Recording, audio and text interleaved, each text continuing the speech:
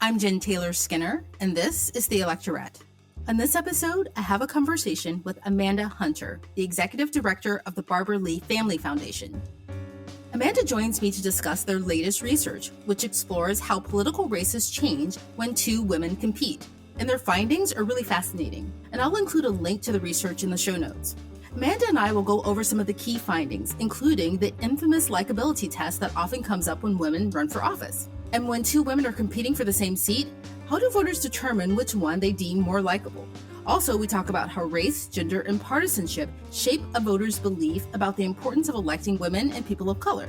And as more women run for office, we're going to see women running against other women more often. And that is why this research is so important. So please enjoy my conversation with Amanda Hunter of the Barbara Lee Family Foundation. Amanda Hunter, welcome. Thank you. Great to be with you. Thank you for having me. So first of all, when I heard about this new research, I thought it was so fascinating. I really love digging into analyses that, take some common dynamic that we're used to, but looking at it in a different way.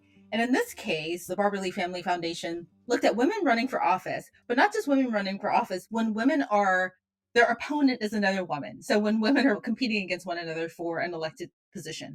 The first thing I thought of course, was the 2020 Democratic primary, when we had, I think, the most women in history running for president, right? So why this research? Why do this research now? Thank you. Well, when Barbara started the foundation and started doing research in the late 90s, it was simply about giving women the tools to run for office at all and get women elected maybe for the first time to office, help them understand the landscape. Now we've seen a record number of women elected to office for the past couple of cycles.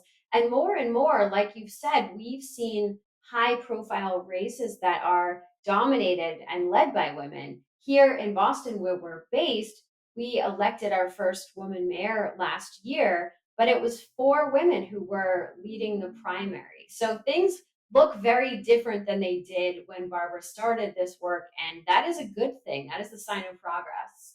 I think some research that was done in 2017, I think that was also by the Barbara Lee Family Foundation, that showed that voters were no longer surprised by women running in high profile campaigns. But what they were less used to seeing was women running against other women. Can you tell me more about that?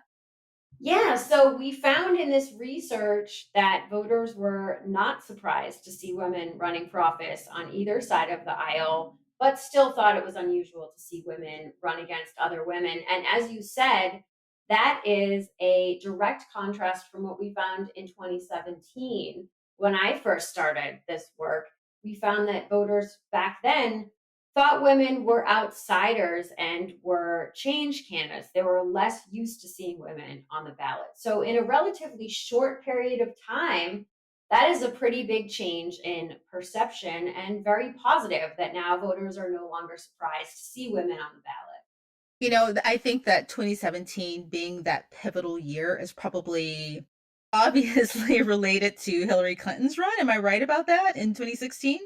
I think that definitely contributed to it, but I also think that there is no one thing that caused this confluence of events that we saw ultimately multiple women run for office and a record number of women elected to office. When you think about the 2016 election, you think about the first Women's March in 2017 and then the Me Too movement and just this overwhelming tide of truth telling that came out in this country and allegations and stories about so many men and people in power.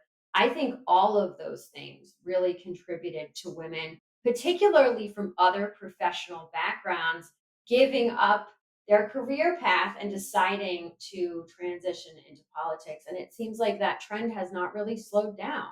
No, you're absolutely right. It's easy to forget about how many things happened in the past 5, 6 years. There was Hillary Clinton's run in 2016, and then the Women's March and the Me Too movement, like all of those things that you mentioned. And then we had this kind of cascade of women running and all these powerful women stepping up to lead. It's kind of like a roller coaster. It hasn't stopped. But I want to talk a bit about partisanship and the role that that plays in voters' beliefs about the importance of electing women, specifically women of color. Did you look at how people responded when two women are running against one another and the importance of whether those women are women of color, based on the voters' party?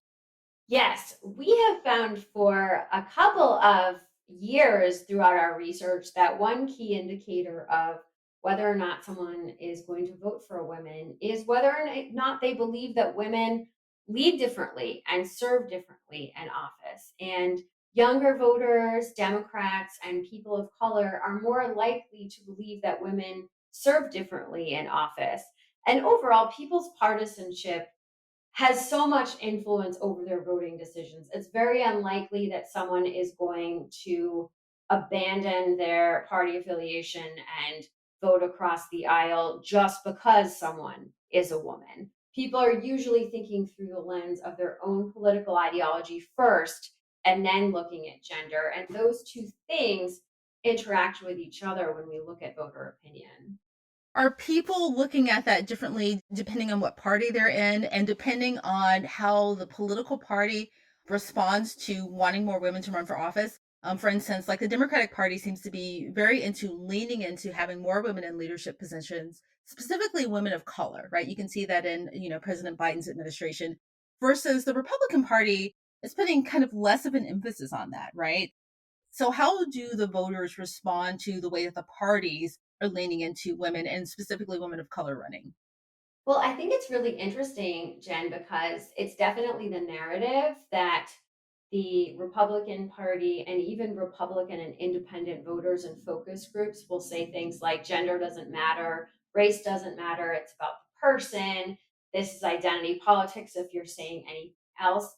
But when you look at the people that the Republican Party has been running, I like to think, as someone who works to increase women's representation, that the Republican Party has figured out running women is a successful strategy. And when you think about the fact that it was Governor Kim Reynolds, a woman, who was chosen to deliver the rebuttal to the State of the Union address, which is a very high profile position to be in, I think that's no accident. Or the fact that a woman of color, Kathy Barnett, who we know little about in Pennsylvania, is right now giving Dr. Oz a run for his money in primary in Pennsylvania.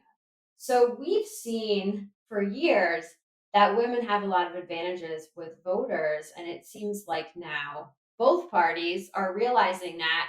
But you're right that people talk publicly about it differently, and voters' understanding of their own biases are a little bit different as well.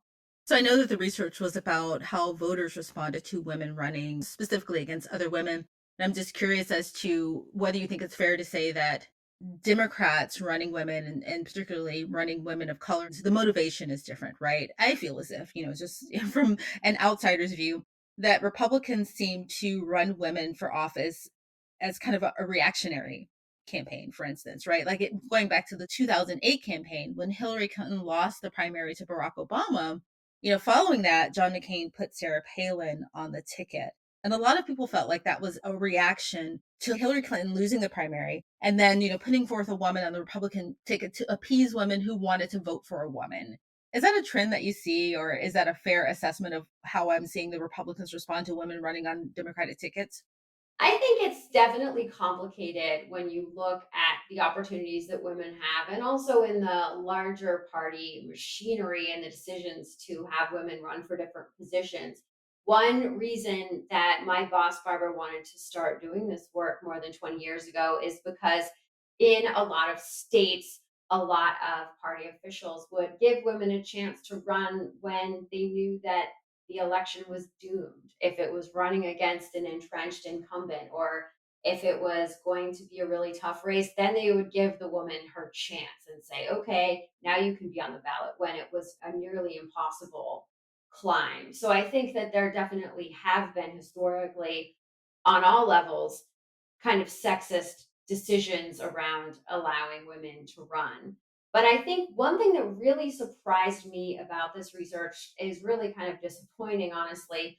is that we've studied for so long the dynamics of women running against men and always thought, well, if it's two women, it would probably erase some of the gender bias that women face when they run against men. Unfortunately, this research found that it really amplifies a lot of that bias, and that was really surprising to us. Why do you think that is? Are there any clues as to why it's amplifying that? I think it's just an indicator of how much work needs to be done to break down some of these stereotypes. So, if a woman runs against a man, we've seen for decades in our research that voters assume that the man is qualified, but the woman has to do much more to convince voters that she's up to the job. So, we were surprised to find out in this research when two hypothetical women ran against each other, voters demanded to know why either woman was qualified. So each woman is going to have to work very hard to show voters why she's qualified. That was very surprising to us, but also very helpful for people to know. It's really disheartening to think that women still have to meet higher standards in proving their qualifications, even when there's no man in the race, right? That's really sad. But I'm curious as to if you have two highly qualified women, or just two women generally, right? How do two women prove their qualifications, and what types of qualifications trump the other when two women are facing each other in a race? Well, we found for years and found again here that the economy and budget are typically weak issues for all women.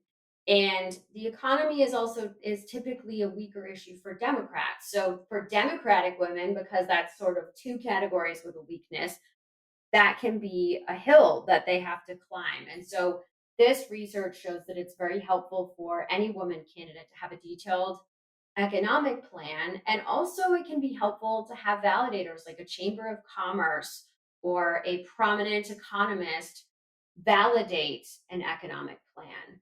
And having specific numbers and showing confidence around the budget is going to be important. And then, not so much a policy issue, but again, a sign of gender bias. We found in this research, as we have previously, that voters were very hard on women's appearance. They scrutinized women's clothing and their hair, their tone of voice, their race, and really expect women to look neat and put together at official campaign events. If a woman's just going door knocking or moving about her day, thankfully voters were a little bit more permissive of how put together she had to look. But if something was going to be televised or photographed or put out officially by a campaign, there was no patience for things like wrinkles on the collar or flyaway hair. And think about someone like Senator Bernie Sanders, who is revered for being kind of frumpy. Women don't have that luxury, and definitely not now. I'm glad you mentioned that example, because as you were telling me that, I was trying to think of any male candidate that was kind of like frumpy and not put together, because they pretty much are generally pretty polished, but I'd forgotten about Bernie Sanders and that infamous photo of him sitting there Yes. and his parka and his mittens, right? Like, And that became a meme and people thought that it was adorable.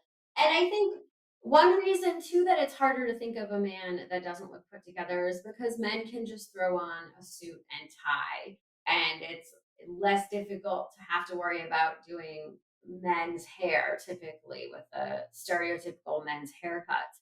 So women definitely have to put in the time, and we know time is money on the campaign trail. So if someone is changing in the backseat of a car to go to the next appearance, it's really important to make sure that the time is put in to steam their jacket and make sure that it's tailored and make sure that they have a necklace. Even though it sounds really trivial, we know this is important to voters when it comes to assessing women.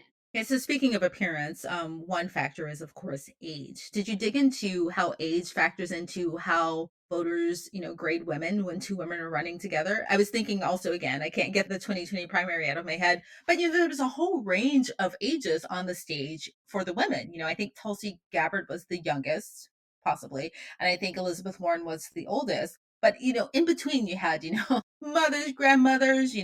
How do voters view women's appearance in relation to age, or just age generally?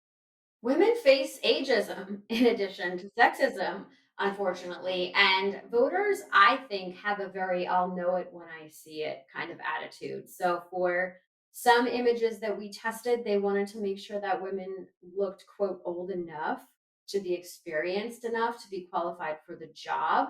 But of course, if a woman looked, quote, too old, then they thought that she should step aside in favor of the next generation.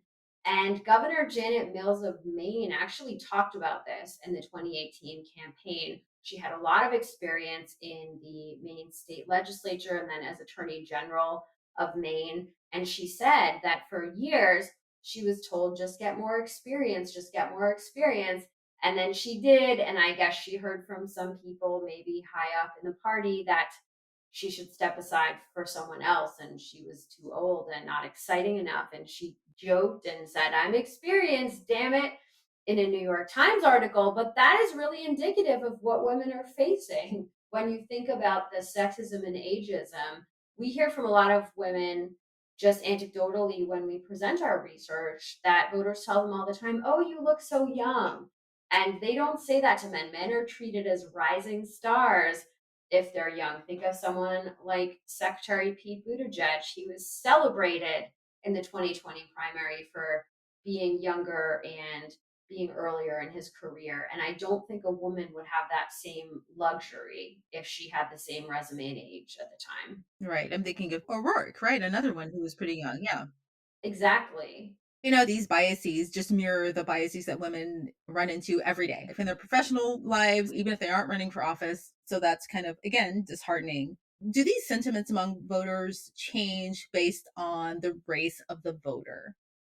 Yes, we found in other research and a little bit here as well that voters of color are generally more likely to appreciate the importance of electing women and electing women of color. And we found in other research that voters of color were also more likely to acknowledge that women face sexism, and probably because voters of color are more likely to have faced racism and other discrimination and are more likely to acknowledge that those things exist. So it definitely matters. And we tell candidates when we do informational research briefings, and back in the day when we used to speak at conferences in person, to really know your electorate, because that will give people a sense of the priorities of the voters that they are trying to win over.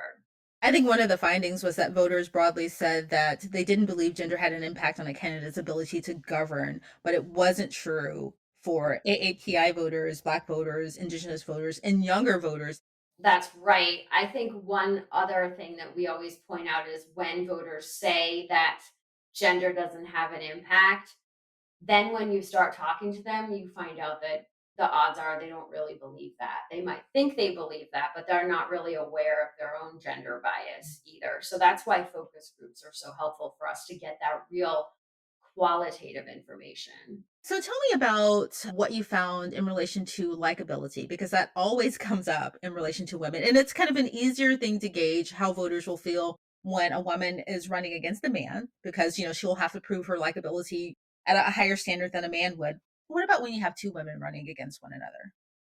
We found that in this research, similar to our other research, women still face the double bind, we call it, of having to be seen as qualified and likable.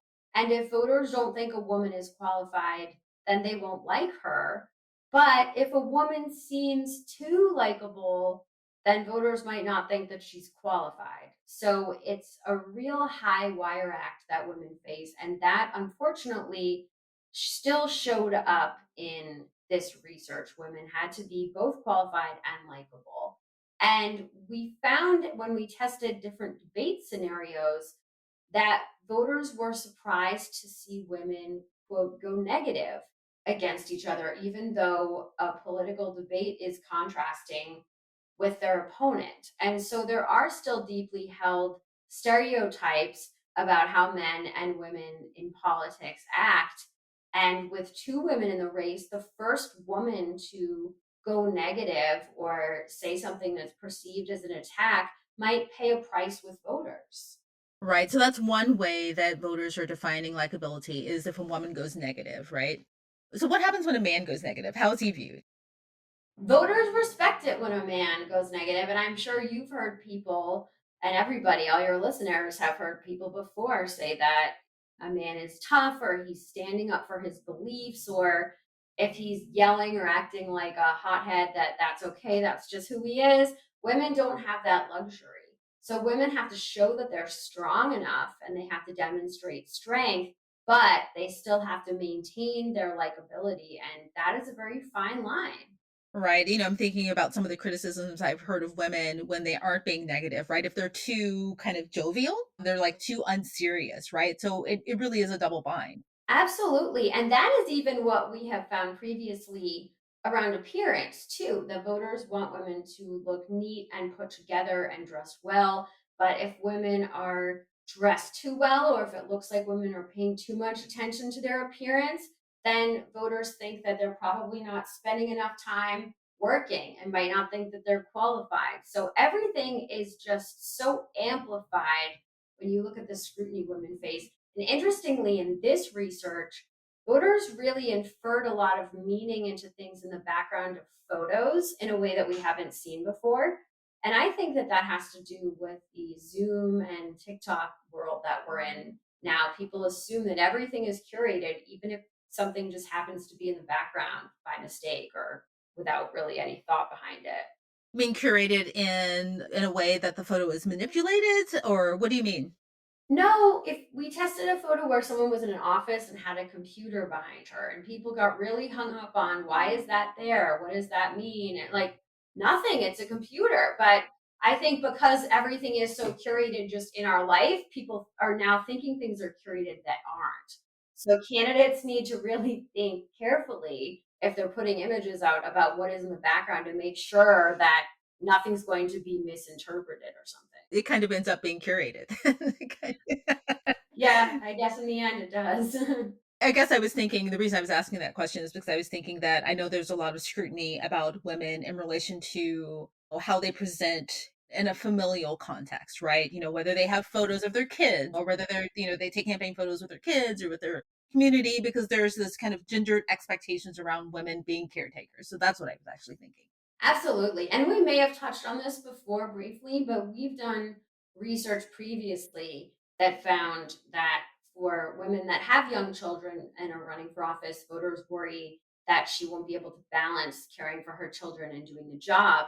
But for women who don't have children, voters worry that she may not be in touch with their lives. And in those focus groups, voters admitted that women were held to a different and higher standard and then went on to hold women to a different and higher standard. So that's a place where opinion has not shifted as much as you would expect. So, what are some real life examples you can think of that are in the upcoming midterms that we should watch out for?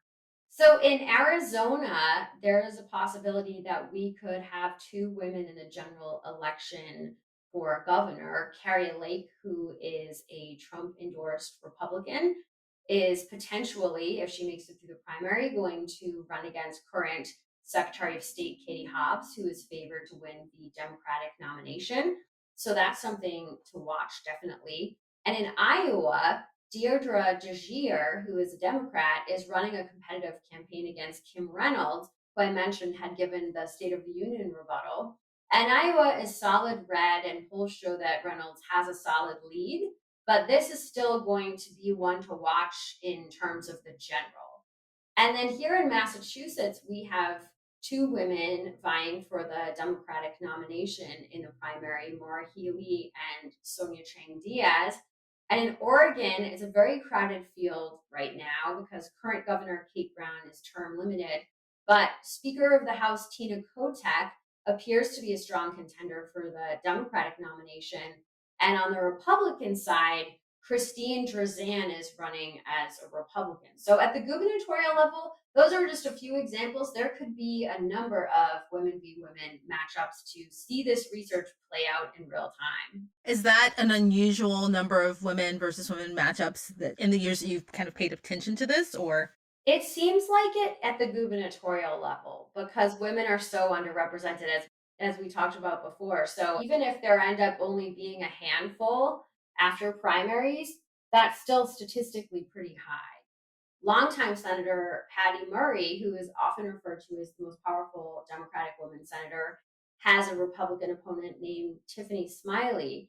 And that's an interesting one because Patty Murray was famous for the story about when she initially went to run for office. She visited her elected official and he said, "What do you know? You're just a mom in tennis shoes." And she made that her rallying cry. She's always been the mom in tennis shoes. Now she's a grandma. Well, Tiffany Smiley is a mom. She's a different generation and she's using that in her campaign. So it's interesting to see the dynamics play out in that campaign when it goes to the general. Yeah, that's my state. Yeah, you're right. Yeah. Well, Tiffany Smiley is interesting because she is the wife of a retired military official who I believe was wounded in combat, and she does a lot of public appearances. She has a lot of experience in the media. So I think that even though Washington is a blue state, she is a formidable challenger in terms of the attention that she will likely get.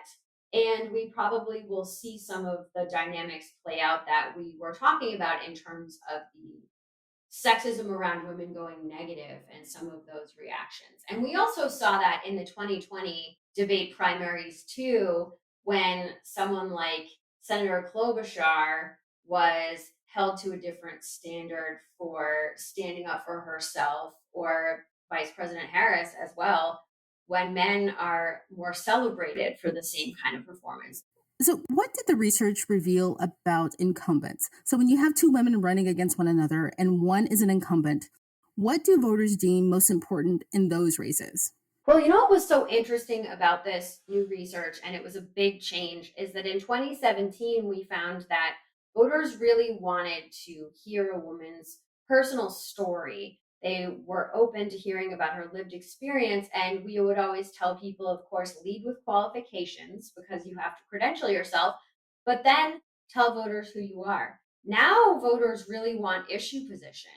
I think because we're in such a polarized, chaotic moment in the world that people want issue positions, they want issue expertise, then they want experience and credentialing, and then they want to know a woman's background and bio story. So things that tested really well, even recently, like being able to talk about overcoming an obstacle, which even last year was something we saw was popular with voters, was has been deprioritized because people really want to know, where do you stand on the issues, how much do you know about the issues.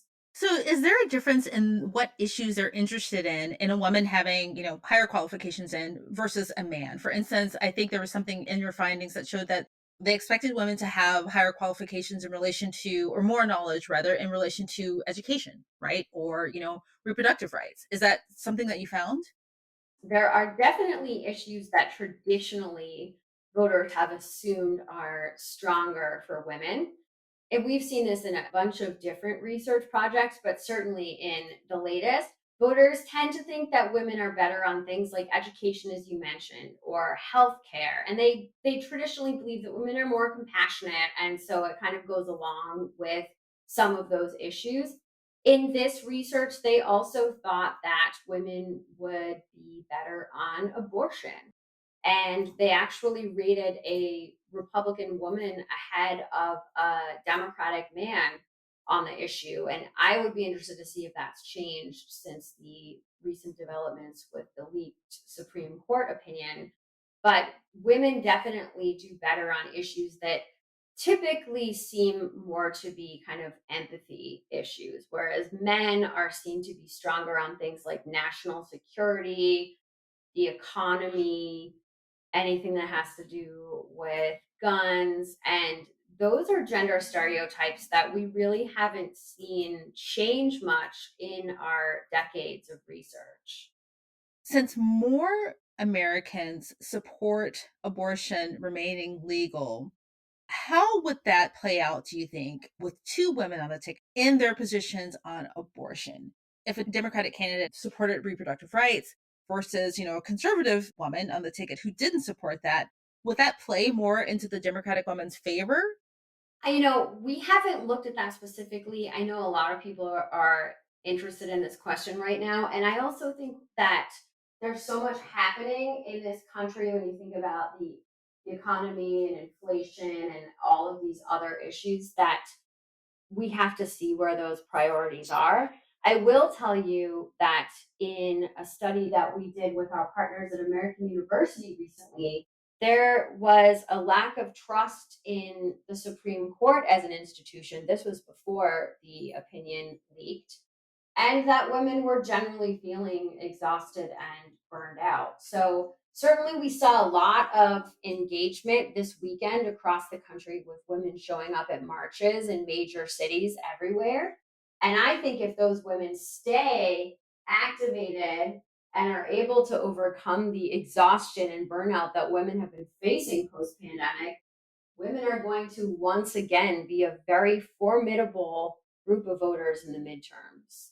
Yeah, so my biggest takeaway from this research, which again I think is really fascinating, and I'm glad you did this, is that as we see more women run for office, we'll see more races where women are running against other women.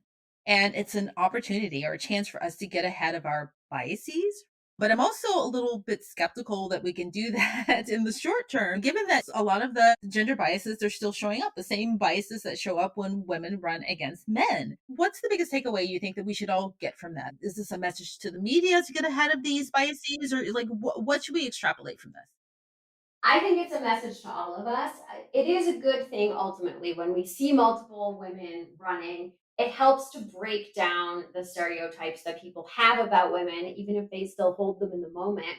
Because when you think about something like a debate with multiple women, if the stereotype is that women are sort of more of a soap opera cat fight scenario, being able to see, as we did in the 2020 Democratic primaries, that women might disagree on some issues and then they might agree on other issues. They may contrast with each other one moment and then they may support each other and lift each other up another moment.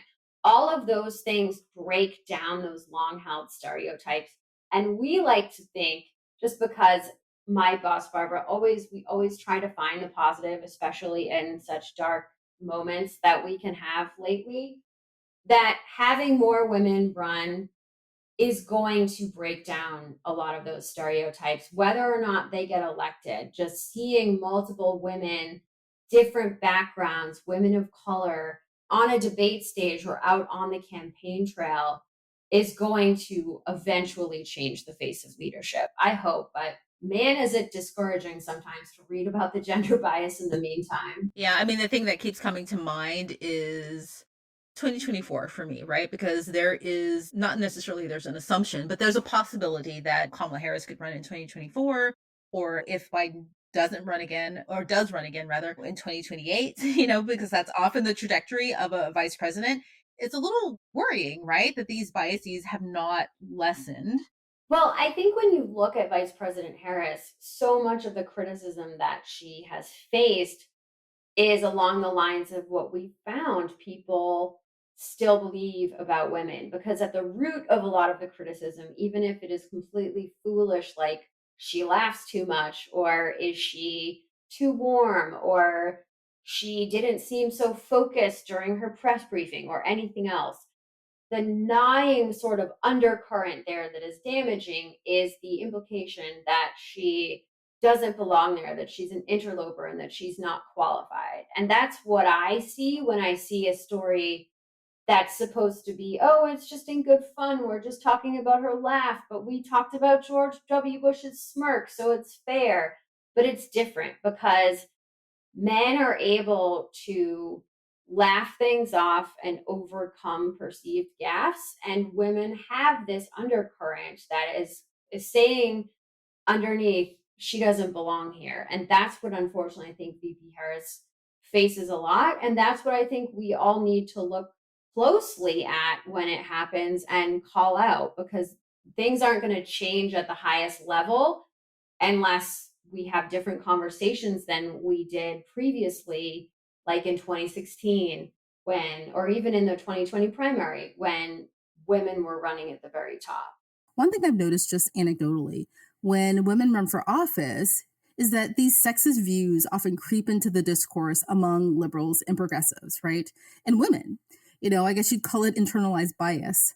And sometimes it's harder to combat because there's this assumption that one side views women in leadership positions more favorably than conservatives, right? And that they're kind of immune to having these biases. And I think I find that probably the most disheartening. Oh, absolutely. And people do that all the time. And then you think back to things like Dan Quayle not being able to spell the word potato when he was vice president. That's what we're up against here. So I appreciate the work that you and so many other women do on podcasts and in the media to call attention to this bias, because like you said, it's really easy for people to slip into those tropes. And I just have to add that women can be just as bad as men with this internalized misogyny when these types of conversations happen. Yeah, no, you're absolutely right. And thank you for doing this research, and thank you for mentioning, one of the reasons I do this. I mean, I do it because I just want people to get used to hearing expertise. I mean, any topic that you can find a man to be an expert on, you can find a woman. And that's the whole purpose of the podcast, right?